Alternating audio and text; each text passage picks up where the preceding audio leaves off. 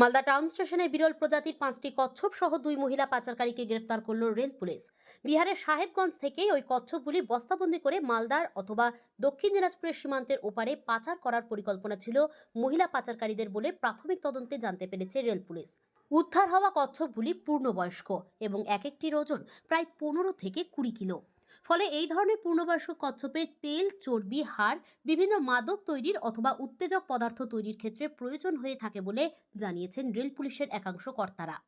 যদিও টাকার বিনিময়ে ওই 2 মহিলা কেরিয়ার হিসেবেই কচ্ছপগুলিকে পাচার করার পরিকল্পনা নিয়েছিল বলে জানিয়েছে পুলিশ।